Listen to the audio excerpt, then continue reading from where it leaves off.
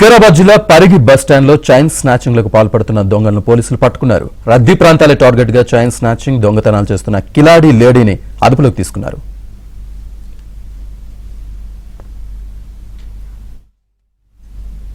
భువనగిరికి చెందిన అమూల్య అనే మహిళ, హైదరాబాద్కు చెందిన మహమ్మద్ ఇక్బాల్ ఇద్దరు కలిసి రద్దీ ప్రాంతాల్లో దొంగతనాలు చేస్తున్నారని పరిగి డీఎస్పీ శ్రీనివాస్ తెలిపారు.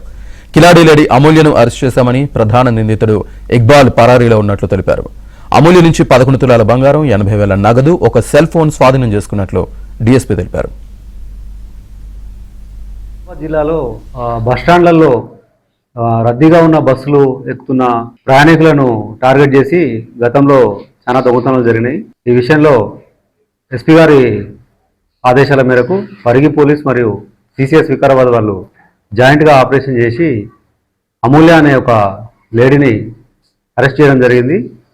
గతంలో పరిగి బస్టాండ్లో, వికారాబాద్ బస్టాండ్లో ఎవరైతే వివిధ గ్రామాలకు వెళ్ళడానికి గాను బస్సులకు ఎక్కడప్పుడు దిగేప్పుడు వీళ్ళు రద్దీగా ఉన్నప్పుడు ఆ రద్దీలో వీళ్ళు కూడా ప్రయాణికులలాగా వాళ్ళతో పాటు ఎక్కడము, అక్కడ ఆ అవకాశాన్ని చూసుకొని వాళ్ళ దగ్గర ఉన్నటువంటి బంగారు నగలు మరియు క్యాషు, సెల్ ఫోన్స్ ఇవన్నీ దొంగతనాలు చేస్తుంటారు.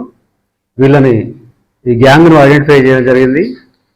ఈమెను అరెస్ట్ చేయడం జరిగింది. ఇక్బాల్ అని అతను మెయిన్ ఆర్గనైజర్ ఉంటాడు, అతను పరారీలో ఉన్నాడు. త్వరలో అతను కూడా పట్టుకొని అరెస్ట్